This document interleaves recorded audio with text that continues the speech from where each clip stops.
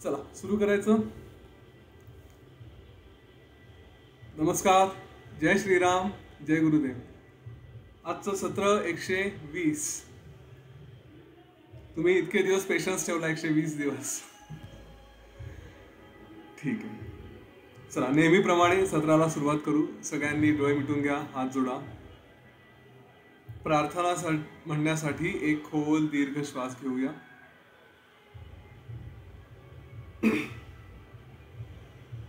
गुरुर्ब्रह्मा गुरुर्विष्णू गुरुर्देवो महेश्वरः गुरु साक्षात् परं ब्रह्म तस्मै श्री गुरवे नमः. तस्मै श्री श्री गुरवे नमः.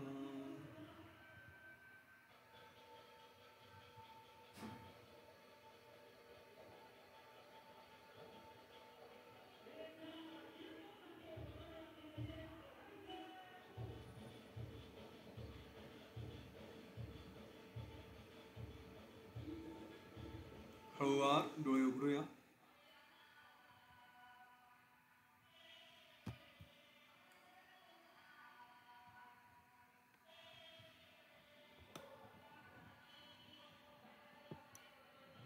बॅकग्राऊंड नॉईस काही आहे का इकडून? नाही आहे ना? माझ्या बाजूनी इकडे सगळं म्युझिक वगैरे चाललंय, त्याचा काही आवाज नाही ना? ठीक आहे, एकच मिनिट, थोडं पोस्ट मॅनेजमेंट पण करून घेतो.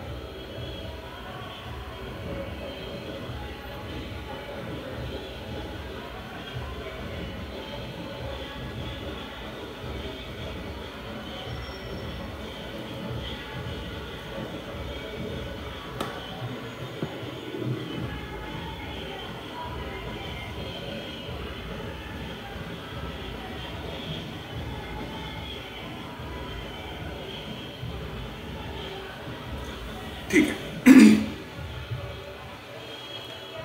तर अतिशय रोचक, अतिशय कॉम्प्लेक्स अशी ही अविद्या आख्यानमधल्या गोष्टी आपण ऐकतोय.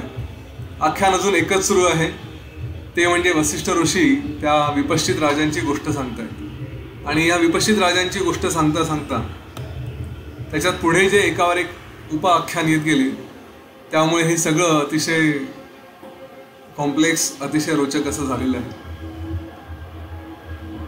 पूर्ण भूमिका पुन्हा मांडतो. विपश्चित राजा, त्याच्या राज्यावर आक्रमण झालं आणि हे आक्रमण परतवण्यासाठी त्याला असं लक्षात आलं तो स्वतः एकटा पुरेसा नव्हता, म्हणून त्यांनी स्वतःची आहुती अग्नीमध्ये दिली. अग्नी हे त्याचं आराध्य दैवत, आणि अग्नीकडे त्यांनी प्रार्थना केली की त्यातून 4 विपश्चित निर्माण व्हावे आणि त्यांनी ह्या शत्रूंचं दमन करावं. त्यांनी आहुती दिल्यानंतर 4 विपश्चित निर्माण झाले, अतिशय पराक्रमी असे. त्यांनी या 4ही शत्रूंना 4ही दिशांना पळून लावलं. आणि हे जेव्हा आपल्या आपल्या दिशांमध्ये गेले तेव्हा त्यांना सगळ्या बाजूला समुद्र दिसला. आणि हे सगळं काय आहे, हे दृश्य किती आहे, आपण काय काय बघू शकतो अशी इच्छा निर्माण झाली. आणि त्यांनी हे सगळं बघण्यासाठी प्रयत्न सुरू केले. अग्निदेवतेची कृपा असल्यामुळे कुठल्याही अडचणी सहसा त्यांना आल्या नाहीत. त्या प्रयत्नांमध्ये एक जन्म, दुसरा जन्म असे जन्मानुजन्म निघून गेले आणि तरीही ते भटकतच राहिले. तरीही त्यांची ती वासना दृश्यान्त बघण्याची, दृश्याचा अंत बघण्याची, ती काही संपली नाही, थांबली नाही. त्याच्यामध्ये एक विपश्चित हा निर्वाण त्याला प्राप्त झालं भगवान विष्णूंच्या कृपेमुळे. दुसरा ब्रह्मांडाच्या ब्रह्मांड फिरतोच आहे, या ब्रह्मांडातून निघून तो दुसऱ्या ब्रह्मांडांमध्ये गेला. तिसरा हा कुठल्या तरी जगामध्ये अजूनही राज्यच करतो आहे. चौथा हा चंद्रलोकमध्ये राहिला आणि तिथून मग त्यांनी हरणाचं रूप घेतलं. हरणाचं रूप घेतल्यानंतर त्याला प्रभू श्रीरामचंद्राला एका राजाने भेट दिलं आणि ती भेट दिल्यानंतर मग त्या हरणाला इथे वसिष्ठ ऋषींनी बोलवलं त्या दशरथाच्या दरबारामध्ये. आणि आता हे हरिण परत स्वतः त्यांनी विपश्चितचं रूप धारण केलं, अग्नीमध्ये प्रवेश केला आणि विपश्चिताचं रूप धारण केलं आणि त्यांनी गोष्ट सांगायला सुरुवात केली. त्याला जे काही अनेक आश्चर्य दिसले त्याच्यामधलं एक विशेष आश्चर्य म्हणजे एक दिवस त्यांनी पृथ्वीवरती भलं मोठं शव, डेड बॉडी अशी पडताना बघितली आणि त्याचं अवाढव्य आकाराचं शरीर ज्यांनी पूर्ण पृथ्वी व्यापून घेतली होती, त्या शरीराचं रहस्य काय हे त्यांनी अग्नीला विचारलं. अग्निदेवतेनी त्या शरीराबद्दल सांगताना सुरुवात केली की एक राक्षस होता, त्या राक्षसाने एका ऋषींचा आश्रम उद्ध्वस्त केला म्हणून त्याला शाप मिळाला आणि शाप मिळाल्यामुळे तो पहिल्यांदा चिलट, मग त्याच्यातून हरिण आणि हरणातून तो शिकारी, व्याध असा झाला. हा व्याध एका ऋषींच्या आश्रमात गेला शिकार करता करता, भटकता भटकता, आणि त्या मुनींनी त्याला मार्गदर्शन करायला सुरुवात केली. सत्संगामुळे त्या व्याधामध्ये थोडंसं परिवर्तन व्हायला लागलं, तो तिथे थांबला आणि मग त्याने एक दिवस मुनींना या सगळ्या दृश्याबद्दल प्रश्न विचारला. तेव्हा त्या मुनींनी हे सगळं कसं स्वप्नमय आहे आणि या स्वप्नांचे स्वरूप काय हे सगळं एक एक करत वर्णन केलं. मुनींनी त्यांना त्या व्याधाला सांगताना हे सांगितलं की त्यांना हे सगळं जेव्हा जाणून घ्यायचं होतं तेव्हा त्यांनी आपल्या शिष्याच्या शरीरात प्रवेश केला आणि माणूस आपल्या अंतरंगातून काय काय बघतो, म्हणजे एरवी तर डोळ्यांना बाहेरच्या गोष्टींनी दिसतात ते, परंतु आतमध्ये काय चाललं असतं, जे अंतरंग आहे त्याच्यात काय होत असतं, ते सगळं त्यांना जाणून घ्यायचं होतं. आणि आपण स्वतःच्या अंतरंगात जाऊन बघणं हे थोडं, कारण ते नेमकं मी बघतो आहे की मला काय वाटतं आहे ते बघतो आहे हे स्पष्ट होत नसल्यामुळे दुसऱ्याच्या अंतरंगात जाऊन बघावं, अशा हिशोबाने त्यांनी त्या शिष्याच्या शरीरात प्रवेश केला आणि शिष्याच्या शरीरातून त्यांनी असं वेगवेगळं जग बघायला सुरुवात केल्यानंतर एक दिवस त्यांनी प्रलयाचा अनुभव घेतला. प्रलयामध्ये त्यांना असं जाणवलं की ते कुठेतरी वाहून गेले आणि त्यानंतर पुन्हा मग ते शुद्धीवर आले. मग पुन्हा त्यांनी कुठेतरी संसारात गुरफटले. त्या गुरफटल्यानंतर त्यांना एक कोणीतरी तिथे तपस्वी आला. त्या तपस्व्याने थोडंसं त्यांना मार्गदर्शन केलं. ते झाल्यानंतर हे मुनी त्या शिष्याच्या शरीरातून बाहेर आले. बाहेर आल्यानंतर त्यांना लक्षात आलं की आपलं शरीर वगैरे सगळं आहे तसंच आहे. हा सगळा स्वप्नाचा अनुभव होता. त्याच्यातून मग ते पुन्हा त्या शिष्याच्या शरीरात गेले आणि पुन्हा त्यांनी सगळं जग काय चाललं आहे, व्यवहार कसा असतो, स्वप्न रूप काय आहे, या सगळ्यांचं वर्णन तिथे केलं आहे. त्याच्यामध्ये आपण आतापर्यंत बघितलं की सगळं स्वप्नमय काय असतं, स्वप्न कसे असतात, स्वप्नांची स्वरूप काय आहे, नियती काय आहे, या सगळ्या एक एक गोष्टी, त्याच्यानंतर संस्कार काय असतात, बुद्धी काय असते, हे सगळं जन्म मृत्यू हा सगळ्यांचा अनुभव त्या ऋषींनी इथे पुन्हा वर्णन केला आहे. त्यानंतर त्यांनी जेव्हा पुन्हा दुसऱ्यांदा गेले त्या शिष्याच्या शरीरामध्ये, तर तिथे त्यांना पुढे काय अनुभव आले, त्या व्याधाने त्यांना विचारलं की तुमचा पुढचा अनुभव काय होता. इथे या स्टोरीचं, या गोष्टीचं आज शेवट होईल आणि तो अतिशय रोचक आहे. तो बघूया. सगळ्यांनी थोडं लक्ष देऊन ऐका, कारण काही काही गोष्टी याच्यातल्या अशा थोड्या विचित्र आहेत ज्या सहज पटकन लक्षात येत नाही, म्हणून थोडंसं लक्ष असू दे. त्या व्याधाने जेव्हा विचारलं, मुनी महाराज तुमच्या स्वप्नाच्या या पुढच्या अवस्थेत काय झालं आणि त्याचं सारांश काय तो मला सांगा, तेव्हा ते मुनी म्हणाले की पुढची गोष्ट फार आश्चर्यकारक आहे. मी आपल्या त्या संसारामध्ये, म्हणजेच त्या शिष्याच्या शरीरात राहून सुषुप्तीमध्ये गेलो आणि स्वप्न बघितलं आणि त्या स्वप्नामध्ये मी एका संसारात होतो. माझं कुटुंब होतं, बायको, मुलं, सगळा परिवार वगैरे, असं एका गावामध्ये मी छान राहत होतो आणि त्याच्यामध्ये मी स्वतःचं सगळं रूप विसरून गेलो होतो. मी सगळ्या त्या स्वप्नामध्ये त्या कुटुंबात व्यवस्थित राहत असताना तिथेच त्याच स्वप्नामध्ये त्याच कुटुंबाच्या जवळ आणखी पूर्वीसारखंच एक मुनी त्यांच्याकडे अतिथी म्हणून आले. त्यांनी या अतिथींचं स्वागत केलं. त्यांना सगळं जे काही खाऊपिऊ घालायचं सगळं केलं, नीट त्यांचं पूजा अर्चा केली आणि नंतर त्यांनी एक प्रश्न विचारला. ह्या प्रश्नामध्ये त्यांनी असं विचारलं की हे मुनी महाराज, या जगामध्ये ज्या काही विपत्ती येतात, आणि हा प्रश्न आपल्यापैकी बऱ्याच जणांना पडलेला आहे, अनेक घटना अशा घडल्या गेल्या 2 वर्षामध्ये किंवा पूर्वी कधी इतर ठिकाणी ज्या काही मोठ्या मोठ्या आपत्ती आल्या, त्याबद्दलही हे प्रश्न पडतात. तर ह्या शिष्याच्या स्वप्नात असणाऱ्या मुनींनी त्यांच्या स्वप्नात आलेल्या एका मुनीला हा प्रश्न विचारला की ज्यावेळी हे सगळे विद्वान असू द्या, अज्ञानी असू द्या, चांगले असू द्या, वाईट असू द्या, पुण्यवान असू द्या, पापी असू द्या, या सगळ्यांवरतीच कोसळणारी आपत्ती ही एखाद्या वेळेस येते.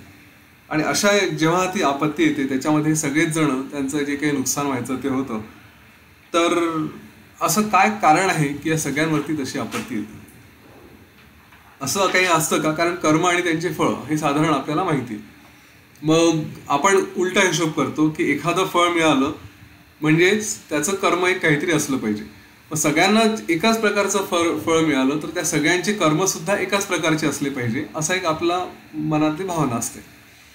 तर त्या दृष्टीने त्यांनी विचारलं की जेव्हा जसं आपल्या इकडे कोविडची सिच्युएशन आली, अनेक लोकांना कोविडमधून जावं लागलं, कोरोनाचा त्रास झाला, अनेकांचा मृत्यू पण झाला, तर मग या सगळ्या लोकांचे कर्म एकाच प्रकारचे होते का? जे काही शुभ अशुभ कर्म होते हे सगळ्यांनी एकाच प्रकारचे कर्म केले म्हणून त्यांना तशाच प्रकारचं फळ मिळालं असं काही असतं का? की त्यांचे काही दुष्कर्म हे सुद्धा वेगवेगळे असतात आणि हे सगळे दुष्कर्म जर वेगळे असतील तर मग प्रत्येकाचे दुष्कर्मांची फळं ही इथे दोन गोष्टी आहेत. एक तर एकाच टाईपचे, एकाच स्वरूपाचे, म्हणजे करोनाच्या बाबतीत म्हणायचं झालं तर ते. परंतु दुसराही भाग असा आहे की हे एकाच वेळेस पण कसे काय मिळतात? हां, म्हणजे एकच फळ आणि तेही एकाच वेळेस. भूकंप झाला तर जे इतके लोक गेली त्याच्यामध्ये अनेक जण एकाच वेळेस एकाच प्रकारच्या नुकसानीमुळे, एकाच प्रकारच्या घटनेमुळे त्यांचं नुकसान झालं. तर हा असा प्रकार काय आहे? हे कर्माची फळं हे सगळ्या गोष्टी काय आहेत हे मला थोडं सांगा. तर त्यावेळेस ते मुनी त्यांनी सांगितलं की ज्यावेळेस अशा मोठ्या साथीचे रोग वगैरे अशा प्रकारच्या सामूहिक संकट येतात, सामूहिक आपत्ती येतात, तर ह्या त्या व्यक्तींपेक्षा त्यांचा जो एक ब्रह्मदेव आहे त्याला विराट आत्मा असं म्हटलं आहे. या विराट आत्म्यामध्येच त्याच्या प्रकृतीचं संतुलन बिघडतं. म्हणजे आपल्या दृष्टीने जर झालं तर आपण ही जी काही सृष्टी निर्माण केलेली आहे ही ज्या ब्रह्मदेवाने निर्माण केली त्याचं स्वतःचं संतुलन हे बिघडलेलं असतं. त्याच्यातलं काही धातू आपण हे सगळं शिकलो आहे शरीराच्या बाबतीत. त्या धातूंचं असंतुलन झाल्यामुळे ते सगळे त्यांचे जे काही त्याचे अवयव म्हणजे आपण सगळे प्राणी, आपण जे काही जीव आहोत हे सगळे त्याचे अवयव, त्याचंच निर्मिती, त्यांच्यामध्ये याचा परिणाम होतो आणि म्हणून हे नुकसान जे काही त्रास असेल हा तिथे भोगावा लागतो. जेव्हा त्या विराट आत्म्याला सगळं त्याचं बिघडलेलं जागेवरती येतं, त्याचं सगळं संतुलन पुन्हा स्थिर होतं, त्यावेळेस हे सगळे संकट हे पण चालले जातात. म्हणून असं म्हटलं की त्या विराटाचं जसं अस्तित्व असतं, त्याच्या शरीरात जे काही होतं किंवा त्याच्या कल्पनेमध्ये जसं होतं त्याचप्रमाणे बाकी सगळ्यांनाही ह्या प्रकारचा असा त्रास भोगावा लागतो. जसं इथे म्हटलं आहे वृक्षावर वीज पडते आणि सगळेच त्या वृक्षावरचं जे काही असेल त्या सगळ्यांनाच त्रास होतो, तसं योगायोगाने सगळ्या प्राणी समूहावरती सगळ्यांवरतीच एकाच वेळेस त्यांचे जे काही जमा झालेले दुष्कर्म असतात, जे त्यांचा परिणाम यायचा असतो तो त्या संकटाच्या रूपाने येऊन कोसळतो. आणि त्यावेळेसची जी कल्पना असते, त्यावेळेस जी आपली संवित, आपली चेतना ती त्या प्रकारच्या कल्पनेने व्यापलेली असते. मुळात आपले कर्म आणि कर्मांची फळं हे सुद्धा पूर्वी कधीतरी त्याच चेतनेनी, त्याच संवितनी तिने कल्पना केलेली असते आणि त्यामुळे तसे तसे कर्माची फळं सुद्धा मिळत असतात. इथे हा फार सुंदर विचार सांगितला आहे की आपली संवित, आपली चेतना हिने जर कर्मफलांना सोडलं, ती जर मुक्त झाली तर मग ह्याच्या काही घटना घडतात यांची फळं त्यांना भोगावे लागत नाही. जशी जशी कल्पना, जसं जसं ती विचार करते तसे तसेच ती असते आणि त्याप्रमाणे त्यांची फळं असतात. एखाद्या वेळेस हेतू पुरस्सर केलं जातं की मला असं काहीतरी हवं आणि एखाद्या वेळेस काही इच्छा नसते, अकारण कुठून तरी घडलेल्या गोष्टी असतात, त्याप्रमाणे ती संकल्पना असते.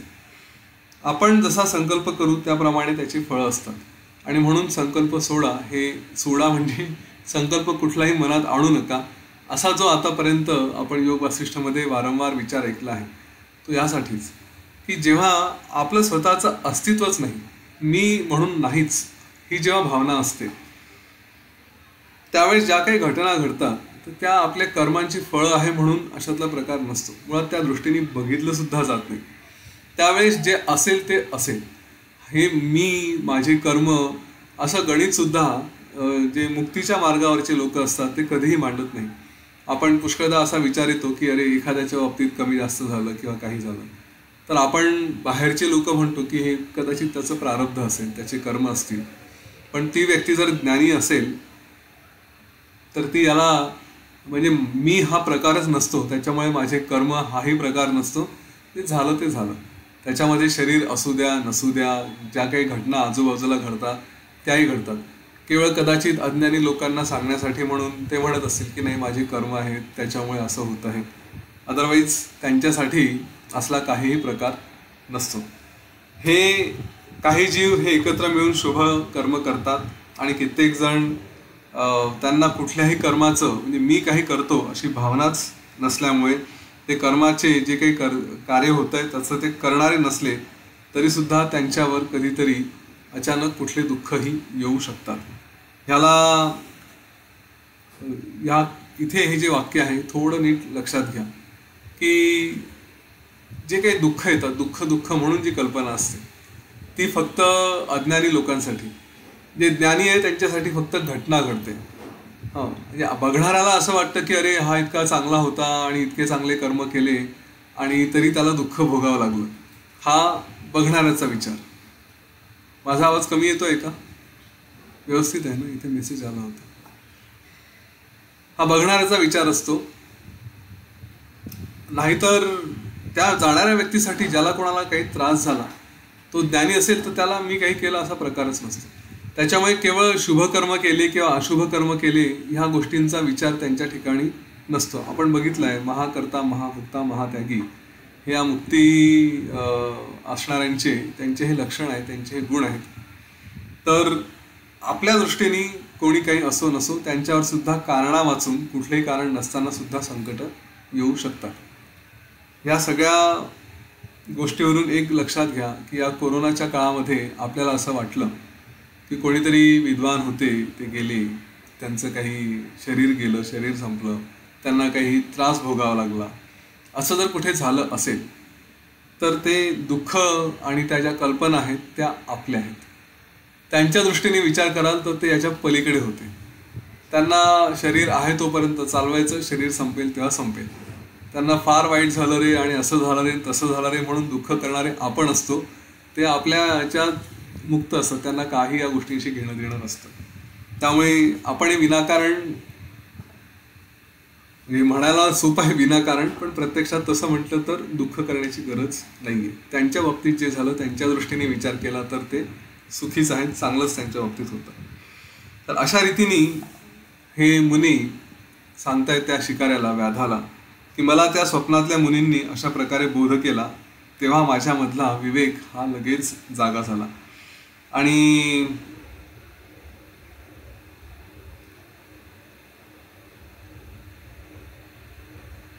त्यांनी व्याधाला हे सांगितलं, सगळ्यात इंटरेस्टिंग गोष्ट, की व्याधा तुला आता आश्चर्य असं वाटेल सगळ्यात मोठ्या गोष्टीचं की हा जो मुनी होता, हे जे काही माझं पाप पुण्य, जे काही माझं सगळं संचित होतं ते बाहेर काढून घेणारं, माझ्यावरती कृपा करणारा असा मुनी आणि अतिशय शांत हा मुनी आत्ताही इथेच आहे आणि तो तिथे बसलेला आहे, तू पहा. लक्षात घ्या, व्याध या ऋषींना भेटायला आला, मुनींना. ह्या मुनींनी सांगितलं की मी कोणाच्या तरी स्वप्नामध्ये, कोणाच्या तरी शरीरात मी कधीतरी प्रवेश केला होता.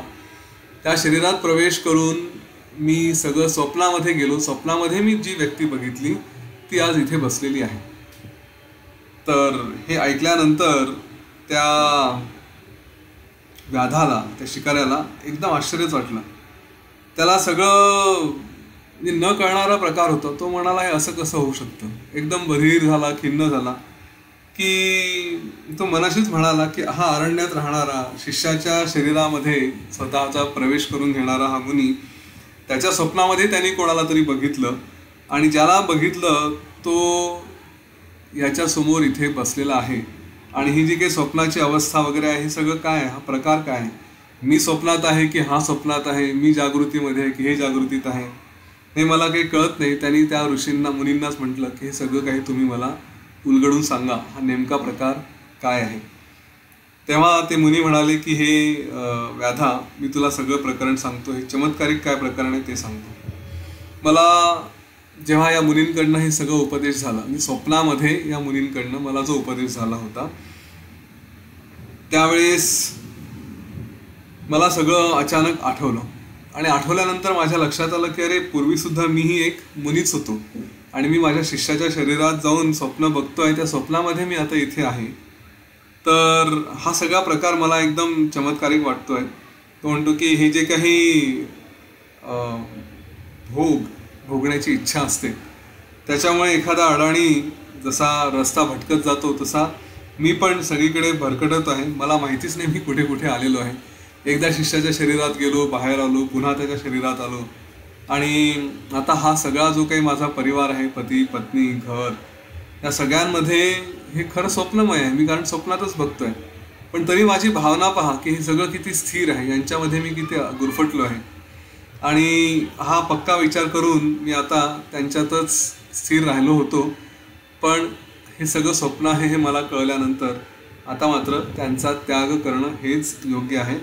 नाहीतर मी आणखी त्याच्यामध्ये फसेल आणि जो काही मला खरा ज्ञानाचा लाभ व्हायचा आहे तो मला मिळणार नाही, त्यापासून मी चुकेल. असा विचार केल्यानंतर मग दुसरा प्रश्न आला की ठीक आहे, मी यांना मुकेल, परंतु आता हे गुरु आहेत, ह्या गुरूंचं काय? तर गुरूंनाही सोडायचं की नाही?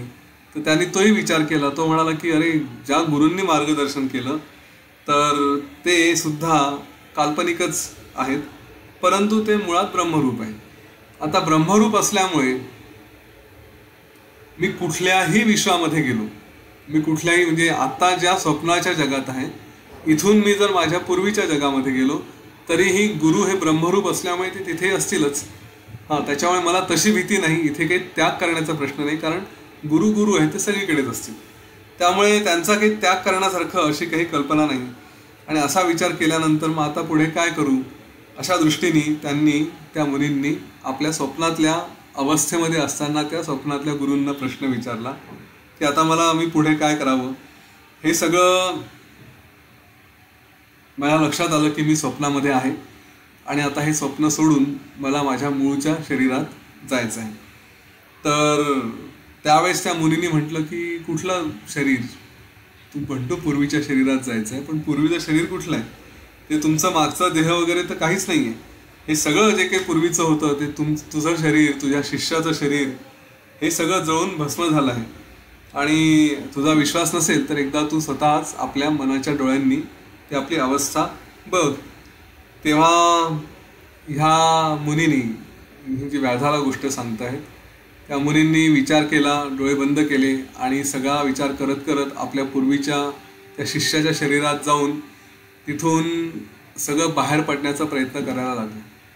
बाहेर पडण्याचा प्रयत्न करण्यासाठी त्यांना शरीरामध्ये जे काही गळा, आपला कंठ आणि मुख याच्यातून जे छिद्रातून बाहेर पडायचं असेल त्या गोष्टी कुठे दिसल्याच नाही.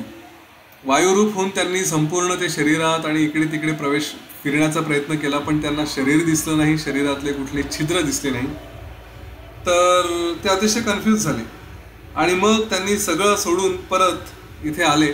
आणि आल्यानंतर त्या ऋषींसमोर बसल्यावर त्यांनी म्हटलं की तुम्हाला तर सगळं भूत भविष्य माहिती आहे, मग हा प्रकार काय? मला ते शरीर का नाही सापडलं? मी इतका वेळ तिथे विचार करत होतो, शोधत होतो, पण मला काही सापडलं नाही. तेव्हा त्या मुनींनी सांगितलं स्वप्नातल्या, ते म्हणाले की जेव्हा तू त्या शिष्याच्या शरीरात गेला आणि शिष्याच्या शरीरात गेल्यानंतर तिथे स्वप्नामध्ये तू आता इथपर्यंत माझ्याजवळ येऊन पोहोचला आहे स्वप्नावस्थेमध्ये, तर हा एवढा काळ गेला की याच्यामध्ये त्या दरम्यान तुझा जो काही आश्रम होता, ज्या जंगलात तुझा आश्रम होता, तिथे भयंकर वणवा पेटला, खूप आग लागली आणि त्याच्यामध्ये आश्रमासकट सगळ्या गोष्टी जळून गेल्या. तुझं जे शरीर होतं तेही जळून गेलं, तुझा जो शिष्य होता त्याचंही शरीर जळून गेलं. त्याच्यामुळे आता तिथे काही उरलेलं नाही. जे काही आहे ते केवळ वायुरूप. आणि त्या अवस्थेमध्ये तू आता इथे माझ्यासमोर बसलेला आहे. त्या सगळं हे काही तिथून जळून गेल्यानंतर आता पुढची हकीकत काय ती मी तुला सांगतो. या सगळ्यात काही राहिलेलं नसल्यामुळे तू जी काही तुझी झोप घेणारी स्वप्न पाहणारी अवस्था होती ती आता तशीच आहे. ती जी काही तुझी संवित जी जाणीव चेतना होती ती तशीच कल्पना करीत राहिली. त्याच्यामुळे तू हे शरीर हे सगळं जीवन आता इथे धारण केलेलं आहे. आणि ते सगळं जे काही स्वप्न होतं ते आता खरं जगत रूपाने म्हणजे जग म्हणून वस्तू म्हणून ते तुला आता दिसायला लागलं. आता तू माझ्या दृष्टीने स्वप्न आहे आणि तुझ्या दृष्टीने मी स्वप्न आहे. आपल्या दोघांमध्ये एकच ते चिदाकाश जे सगळीकडे स्थित आहे, त्याच्याशिवाय दुसरं काहीही नाही. मुळात सगळीकडे ते एकच चिदाकाश सगळ्या रूपाने अवस्थित आहे, सगळीचकडे आहे. तर त्याचा हा अनुभव तुझा असा आहे आणि ह्याला सगळं तू पुढे समजेल. आणि तिथे त्यांनी एक महत्त्वाचं वाक्य म्हटलं स्वप्नातल्या मुनींनी. त्यांनी म्हटलं की हे व्याधाच्या उपदेशका, व्याधाच्या गुरु किंवा व्याधगुरु असं त्यांनी वाक्य म्हटलं. तू सगळं आता ध्यान करशील तर तुला ह्या सगळ्या गोष्टी दिसून येतील. जे काही इथे चेतना असते आपली, जी काही व्हायब्रेशन्स, जे काही स्फुरण पावतं असं म्हटलंय, तेच सगळं तसं तसं रूप घेत जातं. आपण वारंवार याच्यावर विचार केला आहे. पुन्हा मुद्दाम आणखी स्पष्ट करून सांगायचं तर जे जग बघतो आहे ते आपणच निर्माण केलेलं आहे, आपलीच संकल्पना. इथे फार सुंदर वाक्य म्हटलंय की पहिल्यांदा रूप येतं आणि नंतर नाम येतं. म्हणजे मी एखादी गोष्ट बघावी तर ती गोष्ट काय असेल याचं चित्र, याचं इमॅजिनेशन मी पहिल्यांदा केलेलं असतं आणि नंतर त्याला नाव दिलं जातं. आणि ते नाव की अच्छा हे याचं नाव हे आहे. मग मला कोणीतरी पत्नी असावी तर पत्नीचं पहिल्यांदा रूप येतं आणि नंतर पत्नी असावी किंवा असा जो विचार असतो त्याचा जसं सगळा परिवार यांनी बघितलं, या सगळ्या गोष्टी या नंतर नंतर होत जातात. त्यामुळे इथे आपणच स्वतःचेच विरोधाभासी गोष्ट, उजेड अंधार, शुक्ल पक्ष कृष्ण पक्ष जे काही असतील हे सगळे आपण स्वतःच निर्माण करतो आणि ते स्वतःच तसे तसे आपल्यासमोर प्रकट होत जातात. वास्तविक पाहता सगळीकडे एकच एक चैतन्य जे भरलेलं आहे, त्याच्याशिवाय दुसरं काहीही नाही. आणि ते स्वप्नातला तो मुनी सांगत असताना ह्या पहिल्या मुनींनी त्यांना म्हटलं की 1 मिनिटं थांबा, तुम्ही आत्ता मला असं म्हटलं की व्याधगुरु, व्याधाचा उपदेशक असं संबोधलं, हा प्रकार काय आहे? तेव्हा त्या मुनींनी सांगितलं की याच्यात एक विशेष रहस्य आहे. जेव्हा काही काळाने तू आता या अवस्थेत आहे, मी पण इथेच आहे, काही काळाने तुझ्याकडे एक व्याध येईल, एक शिकारी येईल आणि हा शिकारी जेव्हा तुझ्याकडे येईल तेव्हा त्याला तू व्यवस्थित उपदेश करशील, बोध करशील, मार्गदर्शन करशील, त्याला तू पुढच्या काळाचंही सगळं ज्ञान देशील. आणि मला तू आवडतो, तुलाही मी पूज्य आहे, मलाही तू पूज्य आहे, त्याच्यामुळे मी तुझ्यासोबतच इथे राहील. या ठिकाणी काही काळानंतर सगळं असं दुष्काळ, परकीय आक्रमण, या सगळ्या गोष्टी येतील, ह्याच्यामध्ये सगळं काही नष्ट होईल. फक्त तू आणि मी आपण दोघंच इथे राहू, बाकी काहीही राहणार नाही. आणि त्यानंतर ही सृष्टी पुन्हा जेव्हा पूर्ववत व्हायला लागेल, हे सगळं अरण्य व्यवस्थित व्हायला लागेल, तेव्हा एक व्याध तुझ्याकडे येईल. त्यावेळेस तू त्याला सगळं मार्गदर्शन करशील, त्याचं तू गुरु म्हणून राहशील. आणि म्हणून मी तुला व्याधगुरु असं संबोधलं आहे, असं म्हटलं. हे मुनींनी त्या व्याधाला सांगितलं की अशा प्रकारे ही सगळी गोष्ट मी तुला सांगितलेली आहे. आता हे सगळं ऐकल्यानंतर मला खूप आश्चर्य वाटलं. ते मुनी सांगतायत पहिले की हे सगळं कळल्यानंतर मी बराच वेळ या सगळ्या गोष्टींचा एक काय म्हणतात त्याला धागा जोडत राहिलो की नेमकं काय काय झालेलं आहे, कसं कसं झालेलं आहे. अशा सगळ्या गोष्टींचा विचार केल्यानंतर ज्ञान प्राप्त झालं आणि तेव्हापासून मी एखाद्या पर्वतासारखा अतिशय स्थिर असा झालेलो आहे, सम अवस्थेत मी राहिलो आहे. मला कुठल्याही गोष्टींची इच्छा नाही, कुठल्याही गोष्टी मला आल्या सहज तर मी त्या काही नाकारतो, अशातले हे प्रकार नाही. मला मरणाचीही इच्छा नाही, मला जीविताची इच्छा नाही. मी जसा आहे तसाच शांत राहतो. स्वतःच्या मनाला मी वारंवार बोध करत असतो, ज्ञान देत असतो की खऱ्या अर्थाने जे काही बघतो आहे हे सर्व केवळ एकच चिन्मय आकाश आहे. मी आणि माझं असलं काहीही प्रकार इथे नाही. या कल्पना हे जे काही आहे याचं इवन जो कोणी बघणार आहे, द्रष्टा ज्याला म्हटलं आहे, तो सुद्धा माझ्या दृष्टीने आता कोणी नाही. आणि हे सगळं भ्रम आहे, या भ्रमाचा विचार करणार सुद्धा कोण असेल? कोणीच नाही.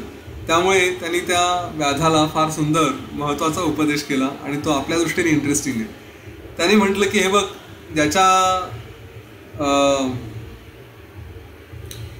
अंतरात अंतर्मनामध्ये जे कोणी आहे ते सगळं एकच ती संवेद, एकच ती चेतना, आणि तीच ती सगळीकडे स्वतःला प्रकट करते. त्याच्यामुळे कशाचं काय करायचं, काय राहिलं, काय आहे, या कुठल्याही गोष्टींचा काहीही पत्ता लागत नाही. हीच माझी स्वप्नाची गोष्ट आहे. या स्वप्नाच्या गोष्टीमध्ये सुद्धा कुठे काळ आणि कसलं शरीर आणि कसलं स्थळ काहीच राहिलं नाही. सगळंच कुठच्या कुठे सगळं काही मिसळून गेलेलं आहे. त्यामुळे असा निर्णय करून मी संपूर्णपणे कुठलाही विचार न करता शांत राहिलो आहे. माझ्या मनात कुठल्याही शंका नाही, क्षोभ नाही आणि अहमता नाही. मी कुठल्याही मानस कल्पनेचा सुद्धा विचार केलेला नाही. संपूर्णपणे स्थिर आहे. या विश्वाबद्दलचे सगळे विचारसुद्धा माझे शांत झालेले आहेत. त्यामुळे आता या व्याधानी पुढे त्याला जे काही विचारलं की तुम्हाला सगळा भ्रम तुमचा गेला, परंतु हे सगळं जग आहे, हा व्यवहारही तुम्ही करता आहात, मग हे कसं काय? तेव्हा त्या मुलींनी सांगितलं की जग हे दिसायला आहे, आपण जगाबद्दल काय खरं स्वप्न आहे की नाही आहे, तर जगाचे दोन्ही रूप आहे. करण्यासाठी आहे कारण आपले इंद्रिय बघतात, जाणीव होते, ती पण चेतनाच आहे, परंतु सिद्ध करायला गेलो तर प्रत्यक्षात काहीच नाही आहे. त्याच्यामुळे या दोन्ही अवस्थांना धरून की मनामध्ये हे काहीच नाही पण व्यवहार करायचा आहे, व्यवहारात राहणं आवश्यक आहे, त्याप्रमाणे हे सगळं मी करतो.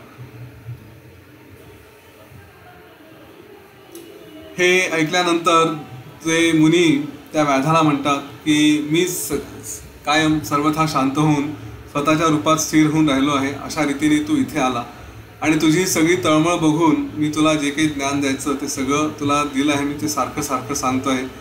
त्यामुळे हे जे काही दिसतं ह्याला असं म्हटलं आहे शेंडा बुडखा नसलेलं हे सगळं काही आहे, आणि त्यावर विचार करून कितीही विचार केला तरी काहीही लाभ नाही. हे जाणून तू व्याधा कशाचाही विचार न करता, कुठल्याही याने विचलित न होता शांत स्थिर राहा. कारण ही जी काही आत्मसत्ता आहे, हे जे काही जग आहे, हे जे काही परमेश्वर आहे, हे स्वभावतः शांत आहे. त्याच्यामध्ये कुठलेही काहीही स्पंदनं असे जे काही होतात ते फक्त एक खेळ म्हणून, बाकी प्रत्यक्षात त्याला कुठलेही भान हा प्रकार होत नाही. आता आपल्याला असा प्रश्न पडेल, 120 सत्रांनंतर जोशी तुम्ही आम्हाला असं सांगतात की याच्यावर विचार करून काहीही उपयोग नाही. मग इतके 120 सत्र तुम्ही बडबड केली आणि आम्ही ऐकलं, आणि हे सगळं वसिष्ठ ऋषींनी 32,000 श्लोकांचं सांगितलं, या सगळ्या गोष्टींवर विचार करून उपयोग नाही, आणि रोज आम्हाला सांगण्यात आलं की विचार करा, विचार करा, विचार करा. मग हा प्रकार आहे काय? तुम्ही वाचलं आणि तुम्हाला असं वाटलं की आता आपण वाचलं तर इतरांनाही सांगावं आणि त्यांचाही वेळ घ्यावा, अशातला प्रकार आहे का? की तुम्हाला खूप बोर झाला, आता आपण इतरांना बोर करावा, अशातला प्रकार आहे की गोल गोल गोल गोल फिरवायचं आणि सांगायचं की काहीच नाही आता झालं. म्हणजे सगळं शेवटी फिरून आले तर तिथे काय काहीच नाही आहे, शून्यता चालू. या गोष्टींचा विचार करूनच उपयोग नाही आहे. मग एवढे 120 दिवस आपण घातले कशाला? बरोबर आहे ना? वसिष्ठ ऋषी उगाचच एवढं सांगणार नाही, माझं ठीक आहे, माझे काय उद्दिष्ट असतील ते असतील, पण वसिष्ठ ऋषी 32,000 श्लोकांचा प्रपंच उगाच मांडणार नाही आणि प्रभू श्रीराम काही उगाच ऐकणार नाही. बरोबर आहे, काहीतरी कारण आहे त्याच्यामागचं. ते कारण त्यांनी पुढे सांगितलेलं आहे की मूळ अविद्या ही इतकी जबरदस्त आहे की ती काढून टाकायची म्हटलं तर आपल्यावरती जे जे संस्कार होत असतात वारंवार, त्या संस्कारांना तोडून, जुने संस्कार झालेले असतात त्यांनाही तोडून सतत सतत अभ्यास करून मग इथून बाहेर पडायचं असतं. तर त्याच्यामुळे जेव्हा मी आमच्याकडची गोष्ट सांगितली होती की योग वासिष्ठ वाचायला सुरुवात केली, तेव्हा मुलींनी हा प्रश्न विचारला होता. सुरुवात केल्या केल्या मी म्हटलं हे सगळं भ्रम आहे. तिने हेच म्हटलं होतं की मग वसिष्ठ ऋषी पण भ्रम आणि आपणही भ्रम, मग कशाला ऐकायचं? भ्रमानीच भ्रमाला कशाला ऐकायचं? हो ना? तर तशी आज अवस्था आपली झालेली आहे की एवढं सगळं ऐकल्यानंतर सांगतात की कसलाही विचार करू नका, शांत राहा. ठीक आहे. त्या व्याधानी पण असाच प्रश्न विचारला. तो म्हणाला की जर तुम्ही असं म्हणत असाल की तुम्ही, मी, हे सगळं देव वगैरे हे केवळ स्वप्नरूप आहेत, एक दुसऱ्यांना स्वप्नातच बघतात असं म्हटलं, तर मला तर असं वाटतं की ते सगळे आहेत, त्यांची जाणीव होते, मग ते असून ते सगळे भोग भोगणारे असूनही तुम्ही नाही आहेत असं कसं म्हणता? यावर त्या मुनींनी सांगितलं की ही जी जाणीव आहे आपल्यातली की मी आहे, ही ही जाणीव म्हणजेच जग आहे. जोपर्यंत जाणीव आहे तोपर्यंत जग आहे. आत्ता जो प्रश्न विचारला की एवढंच 120 सत्र करायची गरज काय, त्यांनी 32,000 श्लोक सांगायची गरज काय, त्याचं कारण हेच आहे की आपल्यामधली ती जाणीव ही हे स्वीकारायला तयार आहे का की हे सगळं काही नाही, जे आहे ते तसं असेल, आपण फक्त शांत राहावं. नुसतं शांत राहावं, ही शांत राहण्याची अवस्था आपल्याला अशीच सहजासहजी प्राप्त होते का की त्यासाठी हा एवढा प्रपंच करावा लागतो आणि हा करूनही पुढे याचा अभ्यास करत राहावा लागतो. एवढं झालं आणि थांबलं अशातला भाग नाही आहे. तर तेच त्यांनी सांगितलं की जोपर्यंत जाणीव आहे तोपर्यंत जग आहे. आणि ह्या जाणीवेला समजून घेणं की ही जाणीव जी काही आहे ही म्हणजे केवळ स्वप्न निर्माण करण्याचंच काम करते. या जाणीवेमध्येच सगळं काही स्वप्न आहे. त्यामुळे मला ही जाणीव लक्षात आली की अच्छा हिच्यामुळे सगळं बघतोय, तर त्यानंतर सगळं काही शांत होतं. मग कुठलंही दृश्य असला प्रकार राहत नाही. जसं आपण जागृतीमध्ये असताना आपण झोपलो आणि नंतर स्वप्न बघितलं तर ते केवळ फक्त आपलं मनातलं स्वप्न म्हणून असतं. मनातलंच त्या ह्याच्यात जे काही नगर दृश्य जे काही आपण बघतो तसंच हे सगळं एक झोपेतून उठल्यानंतर बघण्यासारखं स्वप्न आहे. खरोखर हा प्रश्न आपल्याला विचार करून बघा आणि याचं उत्तर नेमकं काही कधी कोणाला मिळालं तर जरूर सांगा की या गोष्टीची गॅरंटी किती लोकांना आहे की आपण झोपलो आणि झोपल्यानंतर अजूनही स्वप्नातच आहोत की प्रत्यक्षात उठलो आणि सगळं बघतो आहे. आणि योग वासिष्ठाच्या न्यायाप्रमाणे जर जायचं म्हटलं तर इथपर्यंतही होऊ शकतं की कधीतरी मृत्यू पण झालेला आहे आणि त्या मृत्यूमध्ये ते योग वासिष्ठ इतकं डोक्यात भिनलं की तेच पुन्हा बघणं सुरू केलं आणि तेच बोलणे सुरू केलं. सगळ्या शक्यता असतात कारण स्वप्नामध्ये आपण सगळंच निर्माण केलेलं आहे. त्याच्यामुळे नेमकं त्या ब्रह्मांडात होतो की या ब्रह्मांडात आहोत, मग हे खरंच सत्य आहे की तेव्हाचं सत्य होतं, कुठल्याही गोष्टीचा काहीही ताळमेळ लागू शकत नाही. आणि मला हाच प्रश्न अजून पडला आणि याचं उत्तर काही मिळत नाही कारण हे सगळंच संभव आहे. इथे अशक्य असं काहीही नाही. तेव्हा ते मुनी व्याधाला सांगतात की हा सगळा वृत्तांत मी तुला सांगितला, मी तुला सतत या सगळ्या गोष्टींचा बोध केला, तू आता बुद्धिमान झालेला आहेस, सगळं काही जाणतोस, आता तुझी जशी काही इच्छा असेल त्याप्रमाणे तू कर. आणि माझ्या अंदाजाप्रमाणे मी जे काही तुझं आतापर्यंत तुझ्यासोबत राहिलो तर मला एवढं लक्षात येतं आहे की अजूनही तुझी बुद्धी ही पूर्वीच्याच संस्कारांमध्ये गुरफटलेली आहे. त्याच्यातून तू अजून काही बाहेर पडलेला नाही. आणि सततचा तो संपर्क, सतत तू इतके वर्ष जे काही व्यवहार करत आला त्याच्यामुळे मी हा सगळा उपदेश करताना तेवढा पुरतं तुला थोडंसं शांत वाटेल, थोडं स्थिर होशील. परंतु त्याच्यानंतर ते टिकत नाही कारण अजूनही तुझे संस्कार तसे पक्के आहेत. त्यामुळे हा बोध, हे पूर्वीचे संस्कार तोडायचे असतील तर तुला सतत हा अभ्यास करावा लागेल. या अभ्यासाशिवाय, प्रयत्नाशिवाय तुझ्या अंतःकरणात मी केलेला बोध हा काही जाणार नाही. म्हणून सततचा अभ्यास, गुरूंचा उपदेश आणि शास्त्र यांचं एकनिष्ठेने सेवन करावं, यांचं एकनिष्ठेने पालन करावं, सतत आपल्या मनाला सावध करावं. आणि असं सावध केल्यानंतर मग आपलं चित्त शांत होतं. चित्त शांत झाल्याबरोबर मोक्ष आपल्याला मिळू शकतो. हा सगळा बोध ऐकल्यानंतर तो व्याध तिथे शांत बसून राहिला आणि त्याला काही उमगेन असं झालं. शेवटी त्यांनी बऱ्याच वेळ विचार केला आणि तो म्हणाला की हे जे मोक्ष म्हणजे काय, निर्वाण म्हणजे काय, मुळात कशापासून मोक्ष, कशापासून निर्वाण, ह्या ज्या काही कल्पना आहेत हे मला सगळं समजून घ्यायचं आहे. हे जे काही मोक्ष म्हणतात ते त्यापेक्षा वेगळं आहे का, मुनी जे सांगतात त्यापेक्षा काही वेगळं आहे का. तर मी जो आलो हा अविद्येने आलो, मग अविद्येने आलो तर ही अविद्या खोटी कशी.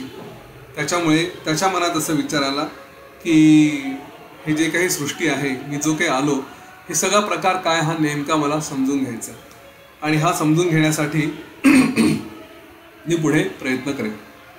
आणि असं झाल्यानंतर त्यांनी सगळा विचार केल्यावर त्यांनी मुनींना म्हटलं की मी आता सगळं तप वगैरे करेल आणि हे सगळं समजून घेतो.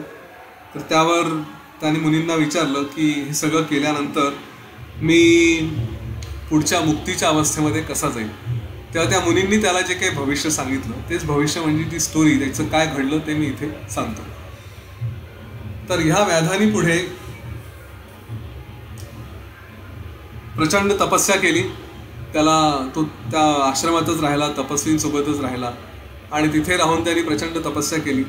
तपस्या केल्यानंतर त्याला ब्रह्मदेव प्रसन्न झाले आणि ब्रह्मदेवाकडे असा वर मागितला की मला एवढं मोठं शरीर द्या की मी आकाशात राहून ही सगळी पृथ्वी हिचं काय चाललं आहे आणि ही सगळ्या दिशा या बघू शकेल, मला या सगळ्यांचं नेमकं स्वरूप कळलं पाहिजे.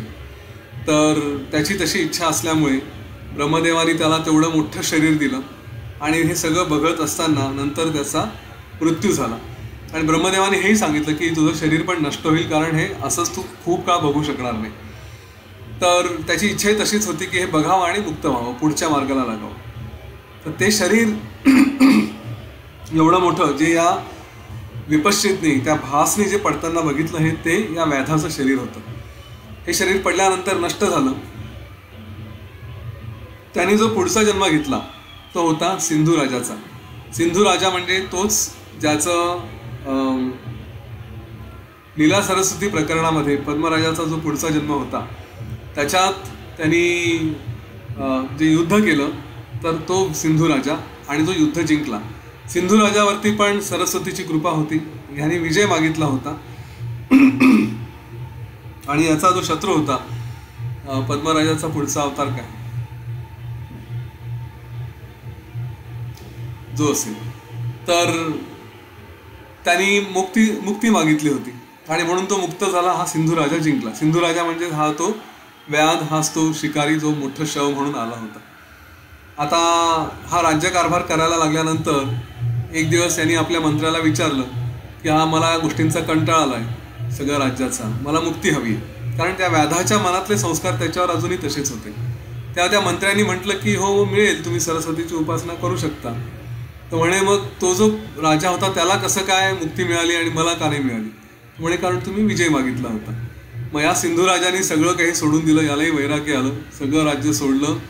हा पुन्हा तपस्या आणि वैराग्य अवस्थेत पुढे गेला आणि त्याच्यानंतर त्याला मग निर्वाण प्राप्त झालं, मुक्ती प्राप्त झाली. अशी ही संपूर्ण गोष्ट होती. याच्यातला सगळ्यात इंटरेस्टिंग भाग जो आहे, रोचक भाग आहे, तो म्हणजे व्याध हा अशा एका मुनीची गोष्ट ऐकत होता की हा मुनी प्रत्यक्षात नाही आहे. हा म्हणजे कोणाचं तरी स्वप्न आहे, त्या स्वप्नामध्ये हा व्याध आला आहे, अशी ही घटना घडलेली आहे. आपल्या बाबतीत सुद्धा आपण कोणाचं तरी स्वप्न बघतो आहोत आणि त्या स्वप्नामध्ये आपण आहोत, किंवा आपण स्वप्नमय असून कुठलं तरी रूप धारण केलेलं आहे आणि कोणाच्या तरी दृष्टीने आपण प्रत्यक्ष आहोत. म्हणजे इथे सगळंच त्या स्वप्नातल्या मुनींनी जे याला सांगितलं होतं पहिल्या मुनींना की तुमच्या आणि माझ्या एक दुसऱ्याच्या दृष्टीने आपण दोघंही स्वप्न पुरुष आहोत, एक दुसऱ्याच्या दृष्टीने आपण स्वप्न आहोत. तुमचं स्वप्न मागच्या जन्मातलं काहीतरी ते तुम्ही आत्ता बघतात, माझ्या मागच्या जन्मातलं स्वप्न मी आत्ता बघतोय आणि असे एक दुसऱ्यासमोर आपण आले आहोत. आपल्याला आपल्या भूमिकांची, आपल्या गोष्टींची जाणीव नाही आहे. याच्यावरून लक्षात घ्या की हे सगळं स्वप्नमय असू शकतं आणि म्हणून या जगामध्ये जास्त गुरफटण्यात अर्थ नाही. इथून पुढे वसिष्ठ ऋषींनी काही उपदेश केले आहेत. हे सगळे उपदेश आपण आता उद्यापासून बघायला सुरुवात करू. उद्या रात्री मी रत्नागिरीसाठी जाणार आहे, तिकडून ऑनलाईन परवापासून घेईल. उद्या आपण सेशन घेऊ. थोडं लवकर थांबावं लागेल कारण मला लगेच बस पकडायची आहे रात्री 9 वाजता. तर उद्याचं सेशन थोडं छोटं असेल, बरोबर 8 वाजता सुरू करायचा प्रयत्न करू आणि कंटिन्यू करू. चला तोपर्यंत आराम करू, उद्या भेटूया. जय श्रीराम, जय गुरुदेव. श्रीराम नवमीच्या सगळ्यांना शुभेच्छा. ते पुरुषोत्तम याच दिवशी त्यांनी आपला अवतार घेतला आणि त्यांच्यामुळेच आज हे सगळं आपल्याला ऐकायला मिळत आहे. तर श्रीरामांचं आठवण जरूर ठेवा. आपल्यातलं पुरुषोत्तम आपल्याला जागवायचं आहे. या निमित्ताने, रामनवमीच्या निमित्ताने त्याला पुन्हा एकदा जागृत करूया. थोडा विचार करा जमलं तर. आज ध्यान करायला वेळ नाही पण निश्चित त्याचा विचार करू शकतो. हा स्नेहलताई बोला. सर तुम्ही आता विचारलं की आपण एखाद्या हे करतो आणि स्वप्नात असल्यासारखं वाटतं, अशा अनुभूती आपण घेतो, असं जे मध्यंतरी आता एक 10 मिनिटापूर्वी तुम्ही बोललेला होता. तर मला एक शेअर तुमच्याशी गोष्ट करायची आहे म्हणून बोलतेय मी. तर 93 ते 2001 पर्यंत मी पौरोहित्याच्या क्लासमध्ये असायचे.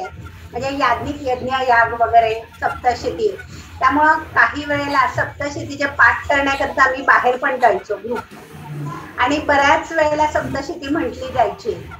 मग काय व्हायचं माहिती का, की दिवसभर ते सकाळी उठल्यापासून डोक्यात ते विचार असल्याने खूप वेळेला नवारण मंत्र आपोआप म्हटला जायचा.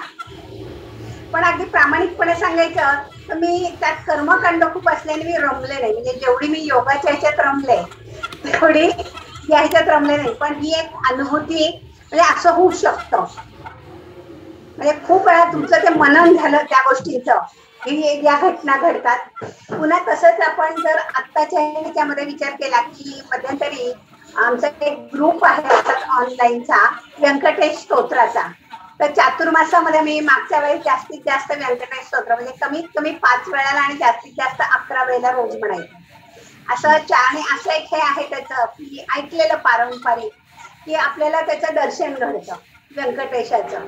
म्हणजे आणि या गोष्टी घडतात. पण आता जेव्हा योग वशिष्ठाच्या दृष्टिकोनातनं मी या घटनांचा विचार करते तर मग वास्तव असं जाणवायला लागतं की नाही, नंतर आपण परत म्हणजे ते घडतं, कारण आपल्या स्मृतीमध्ये कुठेतरी ऐकलेल्या घटना पण ठेवलेल्या आहेत आणि त्या म्हणजे झोपेमध्ये किंवा जागृत अवस्थात किंवा ध्यानामध्ये आपल्या डोळ्यापुढे येतात. तर सुप्ती अवस्था जी आहे सुसुप्ती, त्याच्यामध्ये आपल्याला या घटना घडतात. हे आता म्हणजे एक दृष्टिकोन बदलायला लागलेला आहे.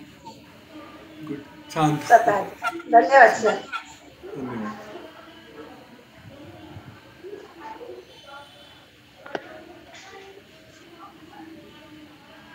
हा ज्योतिष बोला.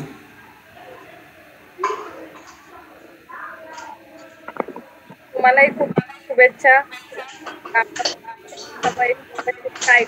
आले थँक्यू खूप खूप थँक्यू. आज तुमच्या ऋषीजींची आठवण झाली नित्यप्रज्ञांची. मी त्याच अनुषंगाने बोलत होतो, कारण कालही असंच एक आले होते आणि त्यांनी तोच विषय काढला. माझं उत्तर एकच असतं, आपल्या दृष्टीने आपण दुःखी होतो पण त्यांच्या दृष्टीने विचार केला तर काही फरक नाही. खरंय.